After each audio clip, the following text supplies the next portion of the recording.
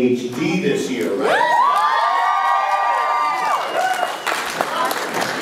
Yeah, that's right. I don't know that. You guys, it's so cool for Narvi. Now he's not a pseudo-intellectual. An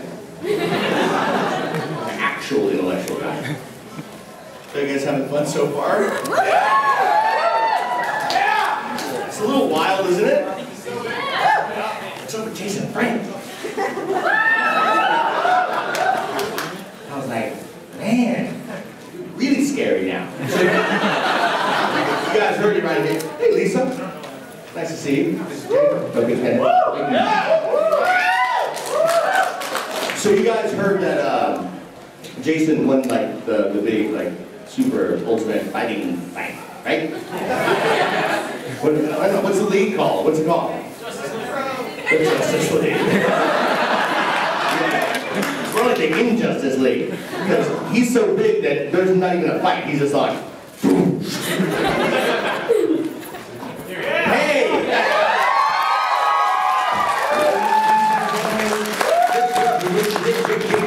In my house.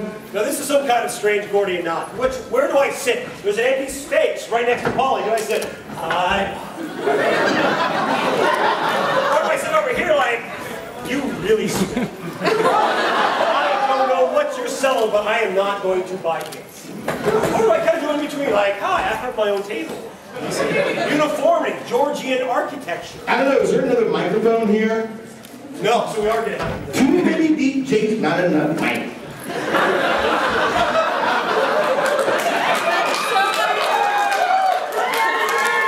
I'm like a little bunch of Luke Skywalker right now. Like, what do you mean I gotta run again? Did you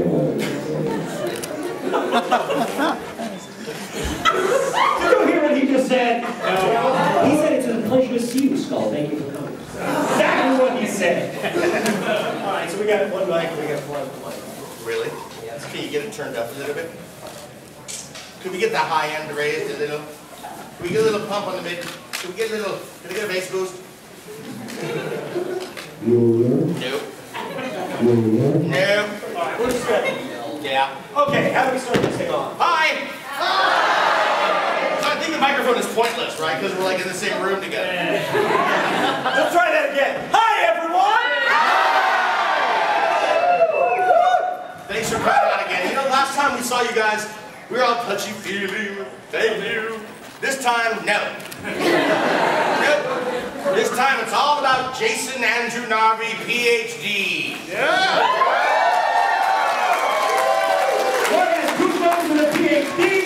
This guy right here.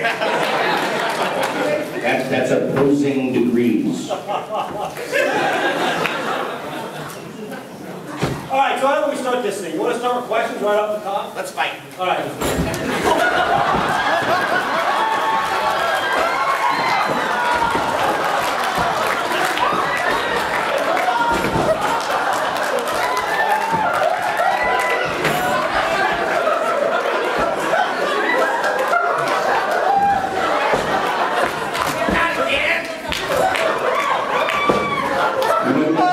Enterprise.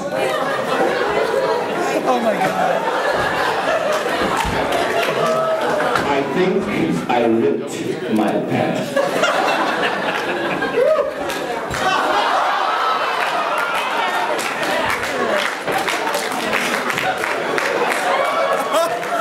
You see the creation of modern art. Got the broken skull away. We will auction this off later for $30,000. We're going to charge Scott for that.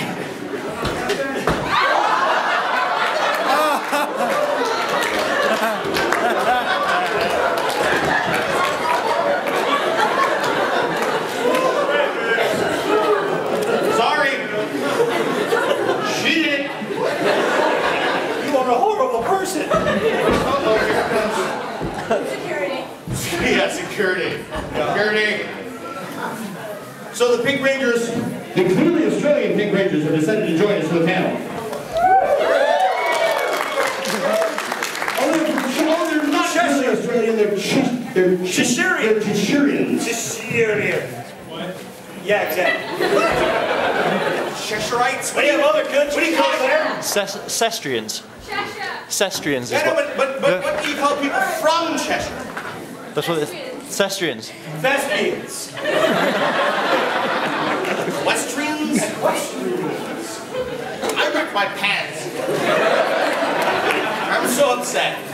Now one knee's gonna be cold all day. The Vulcan skull, partially nude panel. Oh, don't act so surprised. Come on. It was only a matter of time before this all degenerated into some blue show. Yeah. It wasn't even time. It was in the first 30 seconds. Jeez, Lenny Bruce. Oh my God, he can do that. Narv's a big fan of Lenny Bruce. If you guys have never seen Lenny Bruce's stuff, check it out alone before you watch it with your friends of multiple ethnicities. Yeah, Lenny Bruce, yeah. It's shocking and he really, the 60s, man, he was right in your face. Well, really, all great comedy comes out of some kind of pain or messed up way of looking at life in general. Comedians tend to be the people that don't fit in. Let's face it, that's why Paulie and I, not Power Rangers. You don't have the chiseled good looks of David Yost. Hello. Or Austin. Any of the above. Any of the above. Okay, so we'll throw out 4 questions. All right, questions. We'll start right there. Now it's a blue show. Yes. No. Do hot dogosaurus or herbosaurus from the Megazord. That's not a question.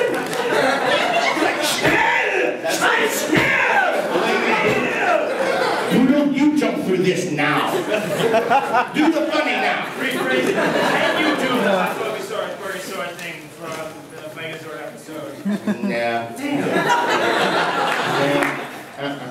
Yes, right there. The distinguished gentleman with the distinguished Chester A. Arthur Sideburns. You look good. You were at the last one, weren't you? Yes, it was. I remember you, yes.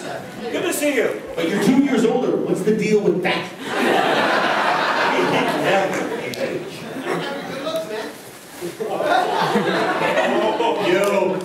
You.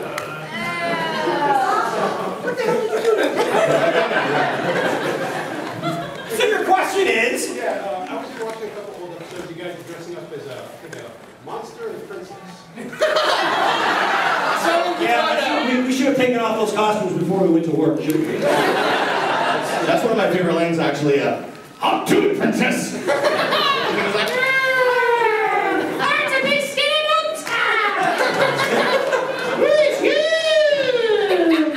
so I think that the prop department built this really wacky rig for that, that tail that I was wearing.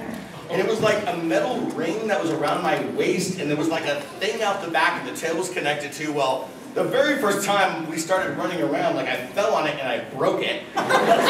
So in the later shots, you can see it's like lolling haphazardly to one side. Obviously, I have a tail problem. Oh, that's right. Matt, talk about blue humor. No kidding. I mean, I can only repeat this because it was already in the show, so I guess it's okay, but Parents, cover your children's ears. But it had the line, "You're the bait. I'm the best bait there is." Like, you can't do that on a kid's show. That was a great line. And you really delivered it with crystal. What? No, you know my friends in the,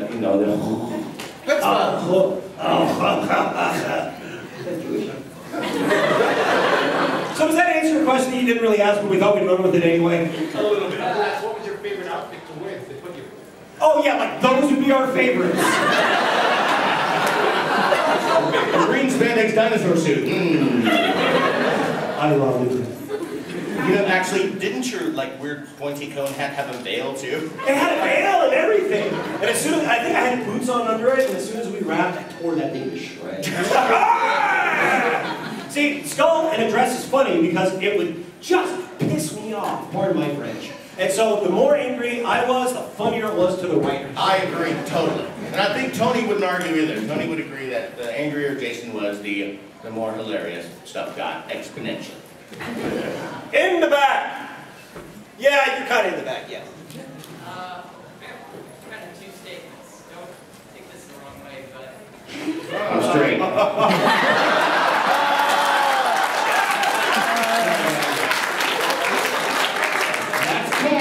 the pitch.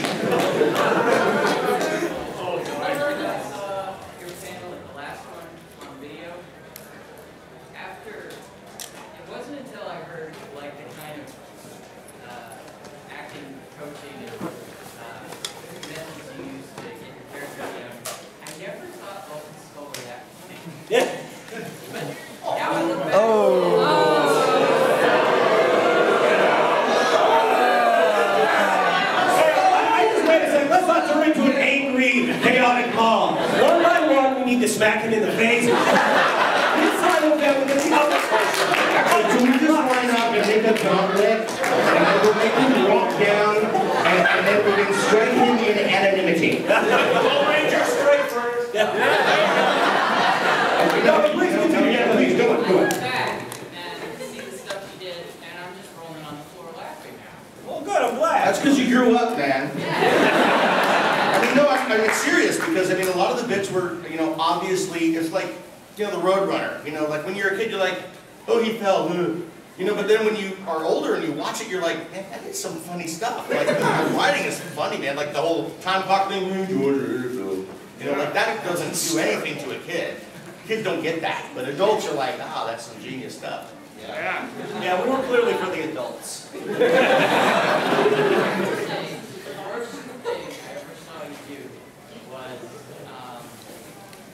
Ready?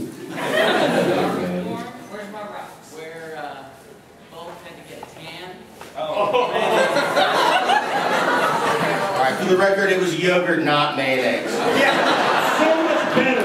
Yogurt is so much better than mayonnaise. Any dairy product. I mean, by show of hands, who despises mayonnaise in here? Oh, man. Yeah, see, it's like 45% of the population. Now, personally, I'm a mayonnaise booster. I'm a fan of mayonnaise. I love mayo. Miracle Whip? No. Best food. Helmets.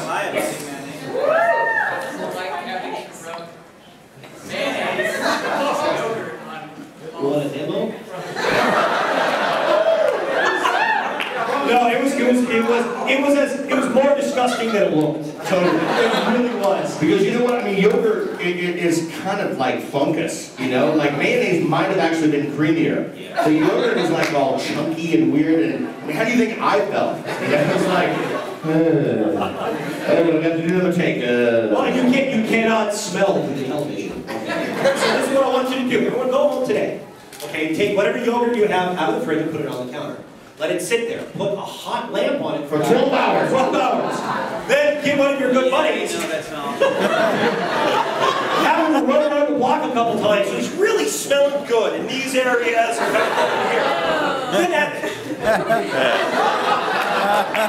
And then add them together.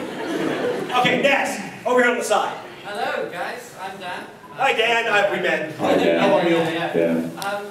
Was any of your stuff improvised? Yeah, that's funny, man. It was good funny. I mean, that's the thing. We would get scripts that were kind of bare bones, minimum outline of what you need to do. What do you mean, like where it said Vulcans go do something funny. Yeah, so quite frankly, if it wasn't for our ability to improvise, I don't think we would have had these roles. This is useless. But it would also, I mean, being given the freedom from certain directors, you know, to actually improvise. I mean, there's a couple directors that we work with that did not want us to do stuff off the cuff because it gave them a more difficult job of trying to capture the wacky woogity woogada, as we called it. But some of the guys were like really cool. Like Terry would let us do basically whatever we wanted, and he would just make sure he had a big camera rolling. That was on a medium lens, so when somebody flew out of the frame, a la big fight scene in the beginning, yeah, that's broken. That they'd be able to catch it. You know, so yeah, some improvisation, some very strictly scripted. Depends on the director. You know, everybody knows the director's boss. How much we want to be able to do. Actually, a good example of improvisation is when we go to the police academy and get our heads shaved. There's hours of footage because you only get one chance at it, and they do it, and they did not have enough scripting, so they relied upon us to improvise as we went along. You know that you called it your performance as improvisation. This thing we're like, my hair is so beautiful. That was like, I'm balding already. Take it off. Dang it. because we were supposed to we get our heads shaved individually. So they had Paulie over there, they filmed him getting his head shaved, and they got me over here getting my head shaved. And then they had a two-shot of the two of us being wheeled around to look at each other. We're supposed to look at each other, look at the head, go, ah! look at a mirror in our hand, and then look at the other guy and go, ah! But we were both so freaking ugly when we were bald, we couldn't get through it. It would be like this.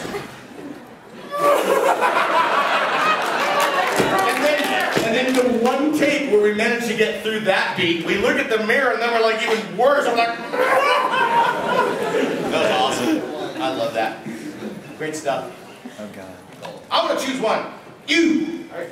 What's the story behind how you got the roles and what do you think of the roles when you're going to get the roles? You start.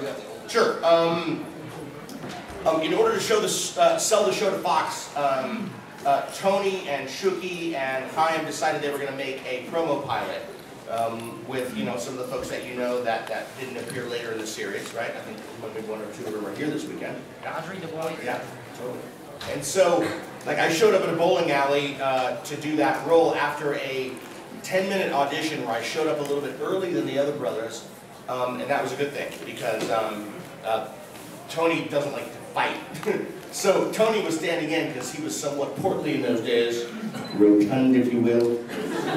So when I walked in, he was like, "Oh, finally, I don't have to stand here for punk number 5." So I got to stand in, and basically it was all about fight reactions, and I had a lot of theatrical fighting experience, and I was lucky to be perfect for that. Yeah, I could take a punch. And the name of the role was Bully 1 or 2 or Punk 1? Punk 5. Punk 5. Pump 4. I've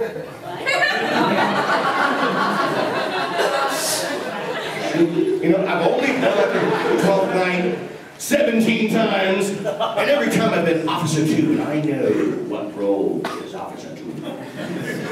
I'm my lord. NC. So, is that the end of the story? That is. No, there it is. Now your turn. Oh, my turn. Okay, so Punk number 1 was Bob. Yeah. Bully number 1 was actually kind of a really kind of broody, kind of scary-looking guy with kind of a lazy eye. Okay. And he was a nice guy. He was a decent-looking bully. But when they decided to make Bulk and Skull kind of funny, he was a little too intimidating for that. So they made him the sidekick. Well, he just wasn't sidekick material. He looks like a person who's a mass murderer. And Skull, you're not quite sure if he's a mass murderer or not. So they, a week before the show was getting ready to film, they pulled 5 pictures of people that had previously auditioned. And I had auditioned for Billy. Little did I know. The original pilot was called Phantoms. You know that? That's what they were calling it, was Phantoms. So they accidentally pulled mine. And fortunately for me, I was already sick to death of Hollywood, and I showed up right from my job as a 4th parts driver, looking greasy, in my leather jacket, angry as hell, and decided I was going to be as obnoxious as I could, and they would remember me because they would never want to see me again. So that's how I became Skull. And it was awesome. Woo! Well, that's what it was. This is a good lesson to all you would-be actors. Okay, I showed up. Paulie introduced myself. Came lumbering over, looking like just a prick. I mean, really. As soon as Paulie said, "Hi, my name's Paul Schreier," I'm like, "Yeah, he's a good guy." And we instantly started rehearsing. We had the script and said, "What can we make out of this stupid little thing?" Okay, that's a lesson for you. Rehearse, and then show it. In the process of us rehearsing, the directors and producers started watching us work together. And we hit it off, and we had this vernacular that they needed, because they didn't really know what they wanted from these characters. That's very common in Hollywood once they do a pilot. They don't know exactly what they want. It's more of a slurry than a gel, and then it kind of locks up as the show kind of takes its own shape, depending on the personalities. Dude. No, not you. Oh, sunglasses. Hey, you okay? You're awesome. Just saying. Who's next? No, this guy right here with the red. Yeah. Thanks. Are you still in contact with Greg Bullock, and did he participate in a lot of improv with you during the show? No, I haven't talked to Greg in a very long time. Yeah, it's been a couple of years, but Greg and I traded emails for a very long time, and occasionally I've run into people that are like, "Hey, I know Greg," and he says, "Hey." So, I mean, great guy, wonderful guy. Yeah. So was he involved in the improv with you guys too? Sure. Well, the bits, you know, if you look at Lieutenant Stone, he kind of plays a straight board in those scenes. You know, he's mostly like just doing this reaction thing. You know, kind of like Mr. Kaplan. Yeah.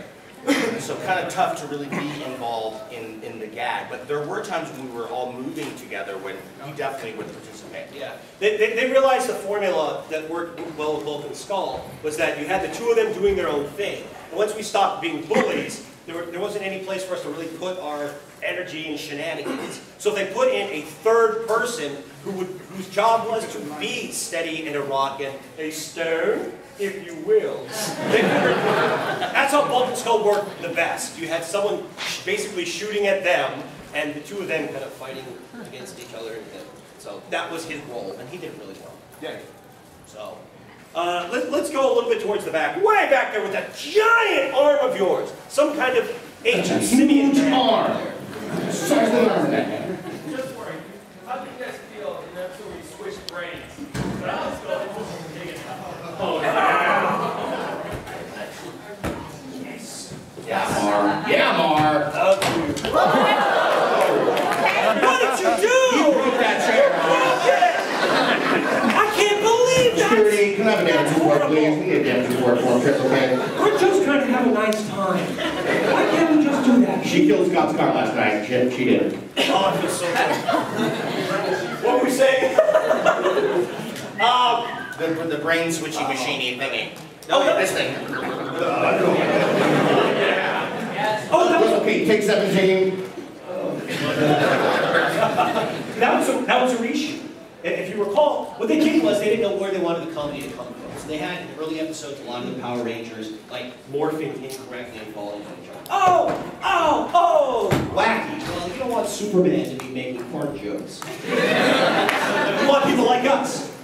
So once they figured out the Vulcan Skull were actually a missing comic element they wanted, they went back and reshot the first 2 clusters or something like that. A few episodes, I think. Yeah, and they just added Vulcan Skull stuff in. So by that point, Paulie and I had already realized what the caricature of the other one was. Yeah. So that was a lot of fun to make fun of each other. I'll tell you, trying to do his laugh was like some sort of diaphragmatic calisthenics. He was actually joking. So I'm going on a trip tonight, and I was loading a truck today, and he called me up and he was like, "Oh man, I'm gonna come pick you up." And I was like, "All right, cool, man, because I blew out the fuel pump in the Chevy you sold me 10 years ago, you bastard." The 56 Chevy Bel Air that rocks unless the fuel pump doesn't work, in which case it doesn't rock. It doesn't go anywhere. It just looks good. It doesn't rock, it doesn't lock. I don't know, what did I say? I mean, but you did that. Oh, you said, "Hey, Nard, all right, yeah, we're ready for Morphicon, it's gonna be great." Hey, listen. Can we push my car to the driveway for me when we get here? I'm looking at a tie that I was about to put on. If I can do that. I wanted him to use his Lincoln Town car to gently nudge the Chevy up into the driveway. He refused, being a prima donna. And then he did the thing. And then he cursed me. He was like, "I only get one of those a day and I wasted it on you." Awesome. So don't expect him to do that thing.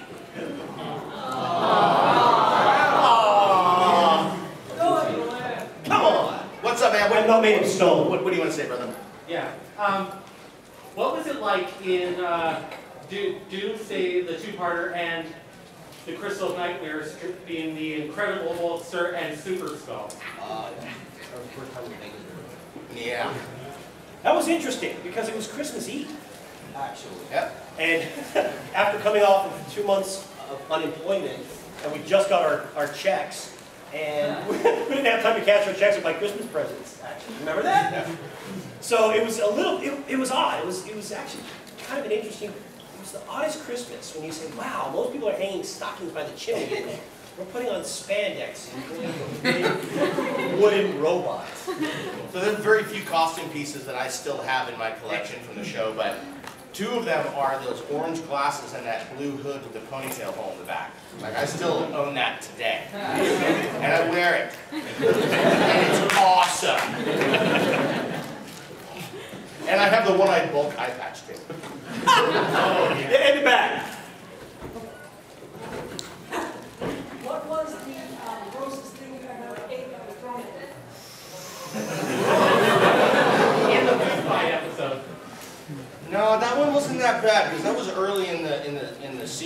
so they were still treating us reasonably well. They were still having us eat food. You know, I don't know, what's the grossest thing you did? Grossest thing, cold chili? No. Oh, that was you though. Cold chili funneled down with a pizza. Oh, the pizza. That was nasty. That was nasty. The one that really, I think, sickened me was the one where we fall into cement. Or I fall into cement. No, we both do, don't we? Both do, yeah. And it was mashed potatoes.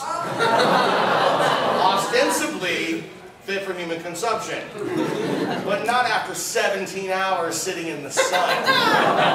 So it actually did get totally crusted up too, and like when you hit it, there was like this palpable like and then you're like, oh, potatoes, oh god. And then the moment you were out, immediately you had this kind of Irish brogue going. You're like, what is that?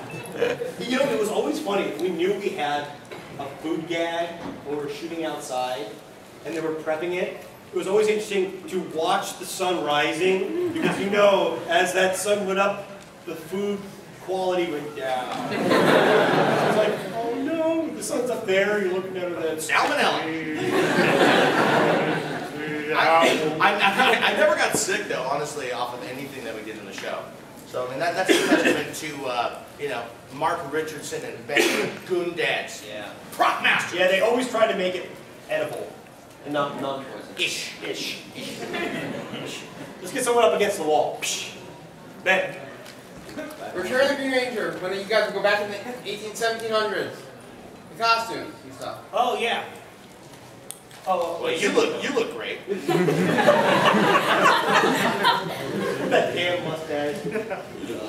Yeah, no. What happened was we were filming that. We filmed that in Sydney. Right, for the movie. Yes, and there was a kind of a colonial Williamsburg kind of park, you know, that they had there called Old Sydney Town. And they had all their soldiers and all the costumes. So we just borrowed them from there. You know, that was really hot. That was also when we had the giant rats. Yeah. And you and I were doing double duty as assistant directors for that one. He was the first unit, I was second unit. And so we're directing in the costumes. Yours wasn't quite as funny as me with my little Napoleon suit and sword going, ready, action! It's pretty odd to see somebody like assistant directing while they're in costume. You know? It's like being a monkey. My favorite line out of that episode, you guys, is like, okay, you remember there was like a guy locked up in the stockade, and then there was like the rat was like threatening him, and then somebody else says, for God's sakes, give him the cheese! Oh yeah! It's an awesome line. That's my motto, pretty much in general, not life. What's up? How about you? I was wondering, what do you think of the whole idea of a Vulcan Skull type of characters in the 18th season, 2011, of Big Jack and Skinny Mac? Hey man, you know, those archetypes are what they are. You know, it's Abbott and Costello, Laurel and Hardy, Gilligan and Skipper, I mean, you name it, right? Yeah, that's the great irony. For us, we kept saying, you know, Abbott and Costello, Laurel and Hardy. For the next generation, they'll always call every fat skinny guy Vulcan Skull.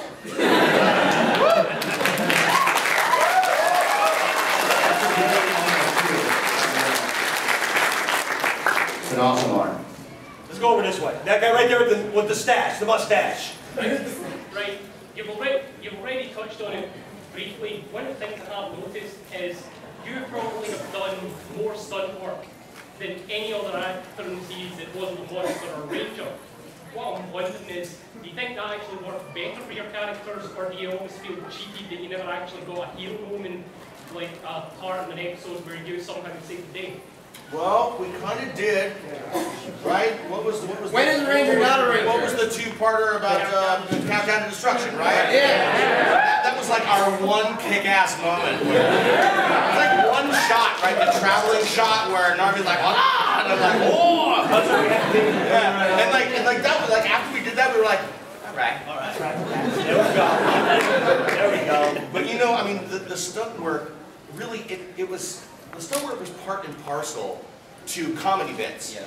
I mean, there are certain things that are inherently hilarious.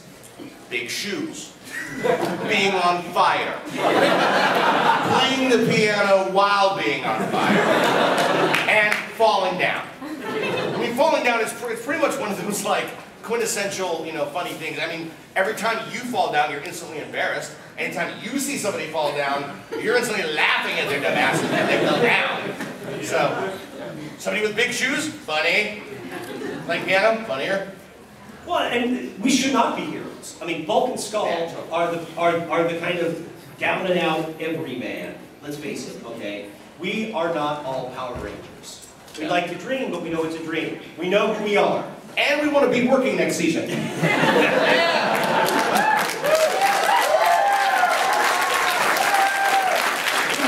Like shit.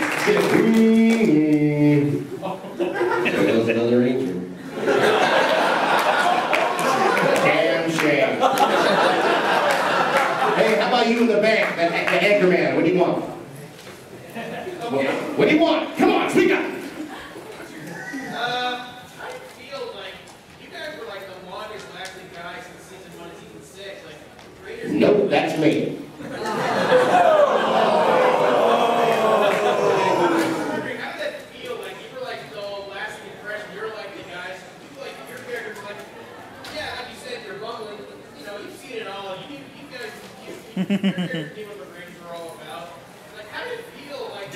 Did we ever really get it though? I mean, we kind of did, I think. So I just grabbed a little instruction. Your character was like, hey, wait a minute, the Rangers have never let us down. Yeah.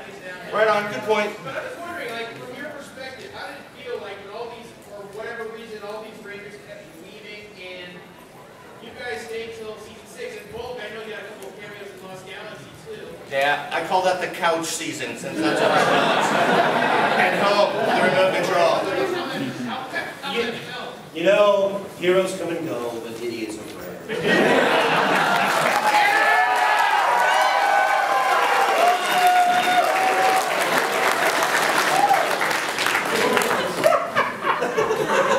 It's so horribly true.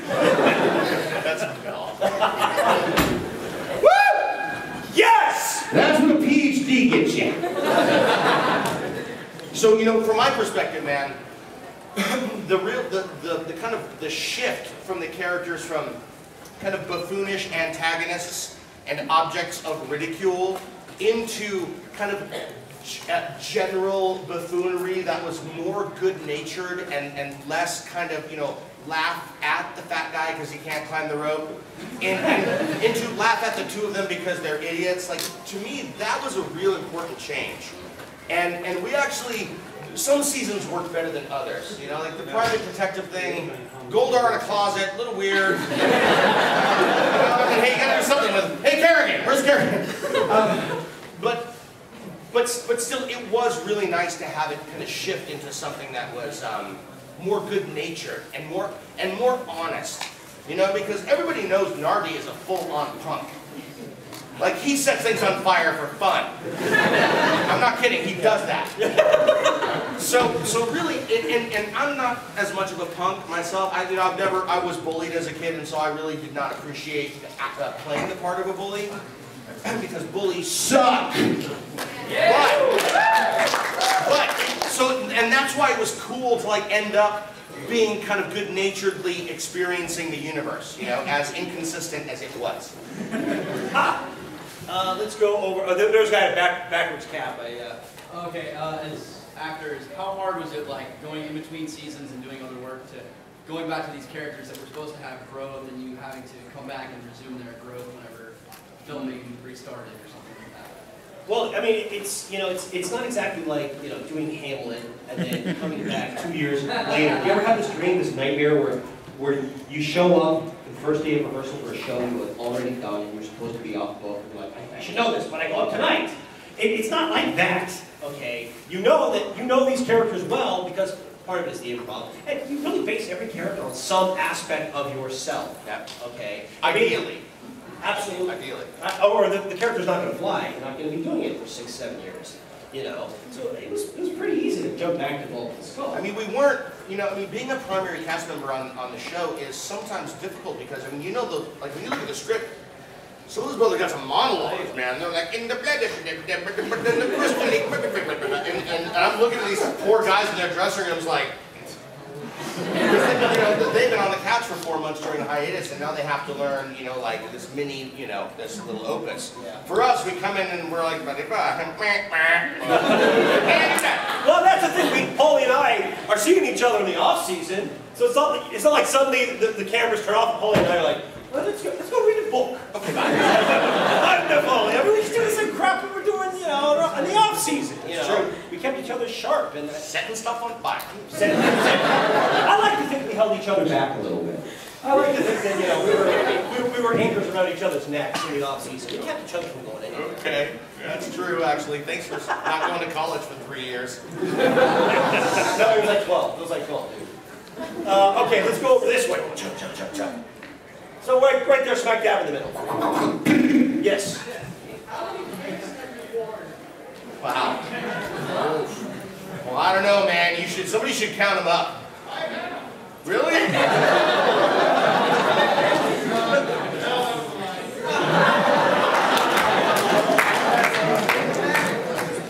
You just got upstage, sucker.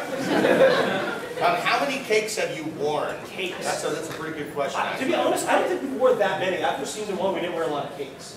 I would guess in the neighborhood, I would say less than a dozen. Believe it or not. I agree with you because later the show kind of became influenced by that whole Nickelodeon goop revolution. That's what we called it.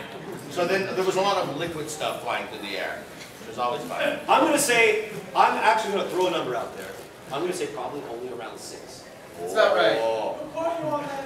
I think it's more than 6, but less than 12. 8. Really? You think so? 8. 8 cakes? Well, that's more than 6 or less than 12, so you and I are on the same page. Now, pies don't count. Okay, Chip Lynn, ladies and gentlemen. Hi, Chip. Good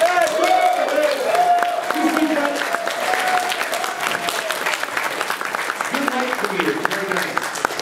good to see you, dude. We love you, man. There was a Pink Ranger over here.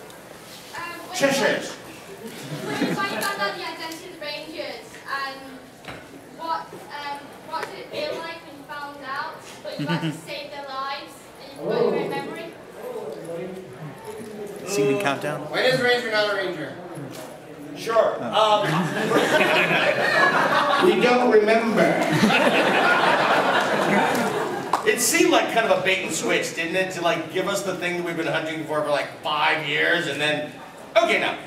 So that was a little odd. There was a real self-righteous moment there for Vulcan Skull. Like, we knew it, and we knew deep down inside we would have to save them someday. So it was the death of the old Vulcan Skull and the birth of a new one. You go for a little way, come back, everybody's got delusions of grandeur. Let's go. This poor guy over there has been like holding that thing up like the Empire State Building for 60 years. I kind of came in a little late. I walked in and you were saying you auditioned for the part of Billy. Did it like at any time you didn't ever regret the fact that you didn't get that part and that you got the part you got? No, I mean the fact of the matter was you go in front of a camera, slate your name, your agent, and you walk out. That was the audition. And I never knew anything else about it until February the following year, 4 months later when they called me. So I never regretted it. I mean, honestly, I love the Rangers. They're all good friends, okay? But working with Paulie, as much as I like to joke and kid, was really the worst experience. No, kidding aside, man, I would not take that back for anything. Paulie became a great friend, one of my best fucking, pardon my French. I'll use that as a segue. I think we told people this before. You know they made us share a dressing room, right? You ever seen two straight guys change in the same room? They like find opposite corners. Well, it's great too because we napped in there, and I'd sleep on the floor and he'd be on the couch and he rolled over. We would listen to Jesus Christ Superstar over and over and over. So I think that initially it was AJ that was in the room next to us, and then they switched. So she was like, I have to get away from this wall because my mind is clear, and now it's like, Those walls, you know what, being near those walls. One time someone was walking down the hallway right next to our dressing room, and suddenly a sword goes shing right out of the wall. That was Paulie. That was. So if I were Billy, I would not have had any of these experiences. No wait. There was this one time when I said, "Hey Garvey, wouldn't it be funny if we drew a tropical scene on the talent hallway wall?" Cut to us 5 hours later, painting the wall. Thank you, Jonathan. We're painting. Yeah, please don't draw on the walls. And note to self. Let's see. Let's do someone over here. Oh yes, we got 2 over here. We'll do one next. One. Yes, you. That look behind. Now it's taking a picture. Okay, the pictures are not questions. I was just wanted to ask, similar to what she was asking about finding out the identities thing. Like that seemed to be sort of like the first sort of inkling of any sort of conscience to the characters. Do you guys kind of catch that at all yourselves? Like, so they seem to have like almost no redeeming qualities until that point, and then. No, you're right. Well, no, you're absolutely right. You are right. In between themselves as characters, there was absolutely a lot of redeeming qualities because they were ultimately devoted to the other one.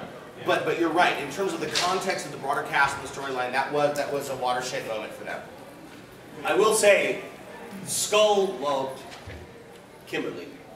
And his love not a redeeming quality. You warmonger! Lechery is not love. It was real! It was real lechery! Don't denigrate my lechery! Right next to you, there's someone else. I was got a couple. Goodbye, Chip. Bye, Chip. We love you, man. He's awesome. Yes. What do you guys think of your little theme song, your little ditty that you guys used to play when you walked in the room, your little theme music. Yeah, thank you, Ron.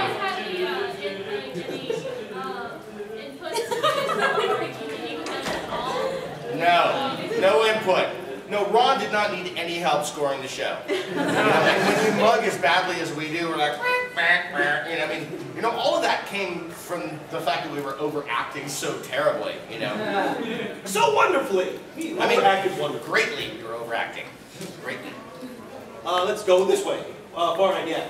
Jason, you gotta tell us about the Hey, put the needle on the record. What's that? Put the needle on the record.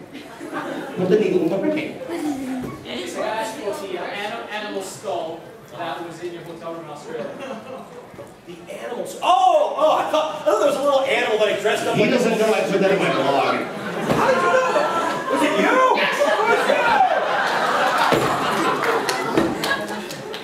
Okay, like most people, I just wanted to be a cowboy and have dead things.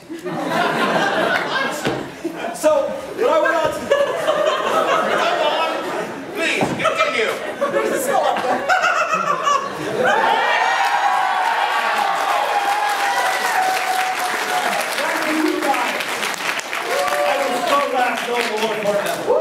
Okay, so I got out to the outback, and it was the coolest thing. When we were in Australia, Paulie's girlfriend was visiting at the time. Hello! Mine wasn't, so I went out and found dead things. Oh, it's so sad. But so I went out to this was kind of cool. I went out to the outback all by myself, and I went to go use the bathroom. I'm like in the middle of nowhere, like. And then realized, no cars are like, there's no car for 1,000 miles. I'm like, what the hell? So I'm like, all right. There we go. As I'm doing that, I see this skull on the ground. Okay, it looked like someone laid a blanket over it. So I go to pick it up, and it still had the hide on it. It was really kind of nasty. I'm like, ew. So finally I said, are you going to be a man? Or are you going to be a skull? Rip that skull off. So I'm like, ugh.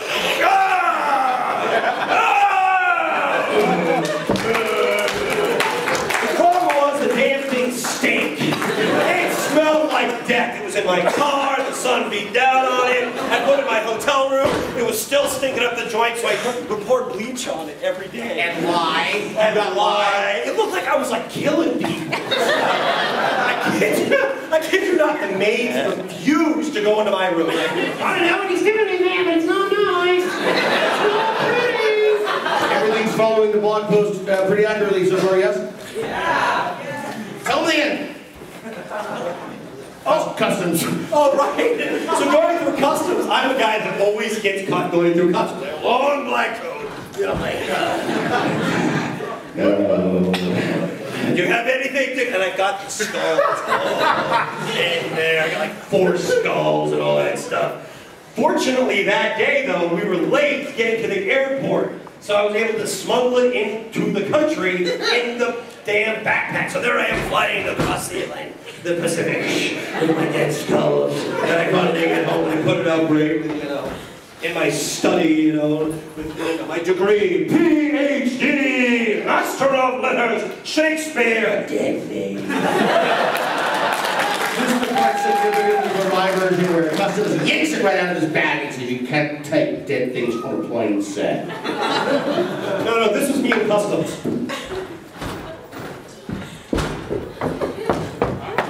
And action!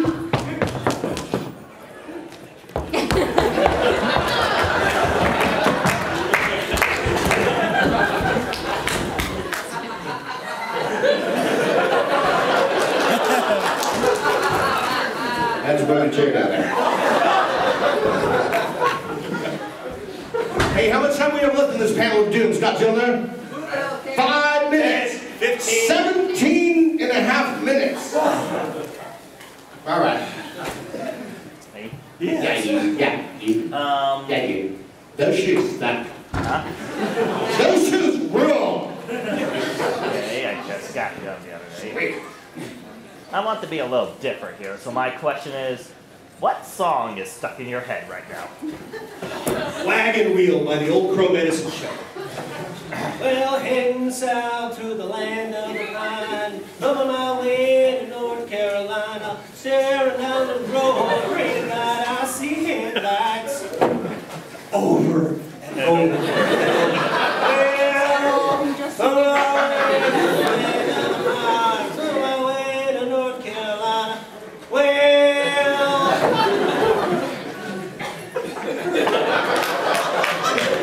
And I've got Antoine Dodson's little ditty running through my head since I just downloaded the iTunes version, and it's pretty rigid. You know what? Actually, all I got stuck in my head this morning was green sleeves. Oh, that was because I did that to you. Why did you do that to you? Because the Asia in the parking lot, when I was asking what the cross street was for entry into the parking lot, she said it was Green Street. Green Street is all I got. Put the needle on the ribbon. Boy, have we devolved. Yes, in the back.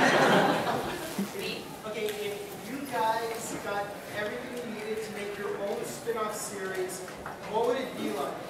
Like plot-wise and other gags? Wow. Ever read Tom Stoppard? Yeah. Be something like really irreverently classic and. Rosie Crazy Guildstar Deck. Yeah, something like that. Oh, I gotta say, Penn and Teller's new show, which I cannot. Bullshit. I'm not lying about this. I think it would be something like that. It would be an adult show. Would it not? It's bullshit. Oh my God. It would be an adult show. It would be an adult show. Actually, maybe I should go this way. Right there. Yes, you. What was it like having Goldar and Rito as your servants? There's many needs in this place. Say it one more time. What was it like having Goldar and Rito as your servants for a short amount of time? Well, Danny Stalkup played Rito. So I like having him in the costume because I can kick him off camera. And he's a stuntman, so when he was out of costume, he'd always be punching me, and I was like, oh, look who's in the costume now. We're going back to one, sorry, Danny. Danny's an awesome fight choreographer, director, stuntman. Let's get the guy that I was pointing at originally. When you got for the movie, the Power Rangers movie, the first one, and stuff, you got also the two people. How was that really experience doing the movie? Like, some of that experience. Well, it was cool because somebody sent you to Australia for like 7 months. And that was like, wow, you know? And the course, they had this per diem thing, right, where they pay you like $50 a day. Well, when you're in a place for 7 months, $50 a day suddenly is like a bunch of money, especially when you're getting paid anyway to work. So like periodically we would get these checks and we'd be like, let's go buy some fireworks. Or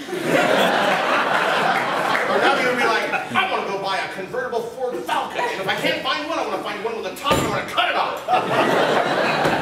So we would do some really, I mean, you know the trip that he took where he found the, you know, he was out like hanging out with this Hungarian opal miner in the outback. So really the true benefit of that experience for us was that we got to be supporting characters, work 1 to 2 days a week for 7 months, and be paid to experience a really wonderful country with some really interesting parallels to our own. You know, east to west migration, oppression of indigenous peoples. You know, the Australians and the Americans are, we've cast off the crowd, and they, to some extent, have not. They still pay fealty in some respect. But we love Australia. It was really great. Yeah, great place. It was a hell of a cultural experience. I mean, that's for sure. The actual filming of the movie is odd. It was such a small portion of that whole thing. Yeah, totally. Like really, in the aggregate, it was a very small portion of the experience for us. And you got to remember, this comes at the time most people are going to college. You know, so for some of us, what's that? College is this place that people go to waste money.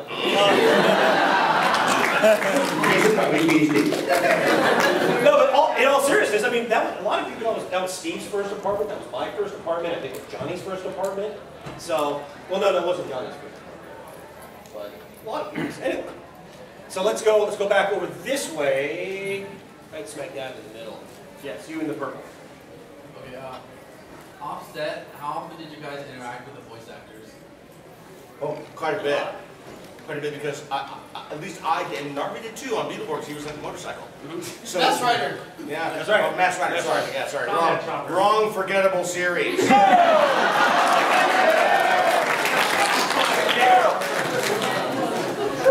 So we would. All right, let's roll. So we would always run into those guys, and face it, they were almost without exception. They were folks that had worked for Harmony Gold, and I was huge fans of all of their work. And they had done some really cool stuff that I was totally into. So to get the chance to sit with, I mean, for instance, Tom Weiner's here today. I mean, Tom's a great producer and director. Yeah, he's here. He's not dead! and you know, it's Carol, and so I got to really meet a lot of really cool people whose work I admired, and I got to learn a lot from them. Because I did a lot of voice work for Smog too on their kind of various myriad, crazy, horrible shows. Let's get this poor dude over here. He's holding up the wall.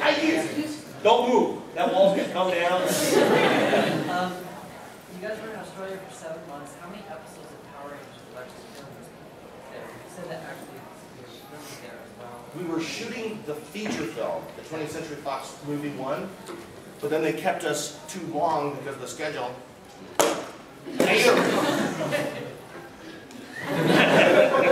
And so they had to shoot some episodes for February Sweets. Yeah. So I think we ended up doing 8 or 9. No, I think it was less than that because we planned to do a 3-parter. Oh yeah. So and that got canceled because of weather. So we filmed that one kind of pastiche kind of one. Yeah. That was 1 episode or 2 episodes. Then we did Sydney House. It was probably 5 episodes. It was not a lot of shooting the series. Well, it was cool because Shuki was directing and he let me direct a little bit, and we were allowed to AD, which was really a great experience. Yeah. And it was 4 months, not 7. It felt like 7. Yeah, this lady right here with the camera. I just wanted to know, I saw on YouTube the behind the scenes of the Turbo movie, and your special, and I loved it, by the way. But I wanted to know, what was the fascination with Austin's chair, and did you ever get a hold of it? Well, the answer to your question is Cleveland, pineapple, Minnesota. The power of non sequitur is significant because anything becomes funny if repeated enough times. What was that? Cleveland, pineapple, Minnesota.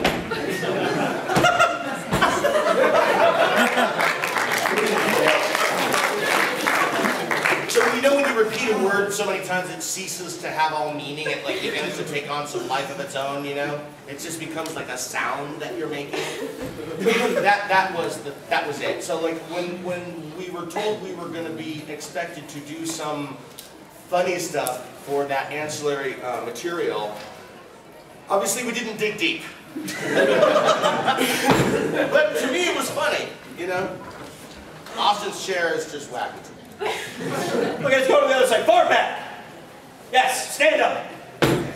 When you guys came back for Forever Red, there was an outtake in YouTube where you fall down into a pool and you kind of mumble to yourself 444 episodes of this next to Holy, I'm shocked.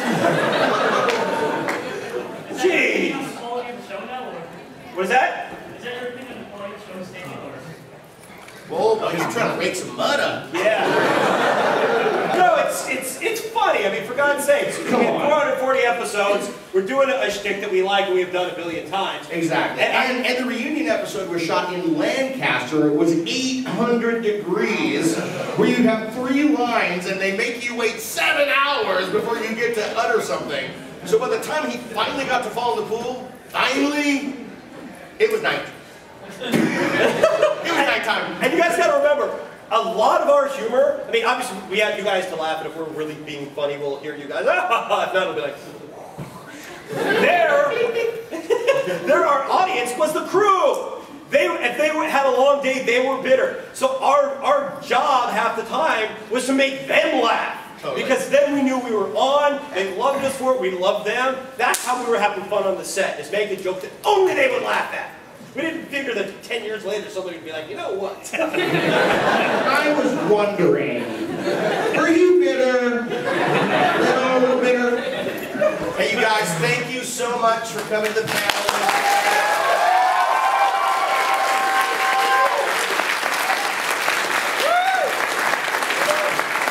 Remember, don't let anybody tell me or tell you that you're not funny, because you are all some funny motherfuckers. Thank you guys.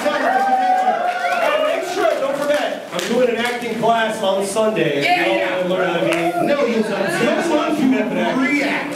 It's not acting class, it's reacting.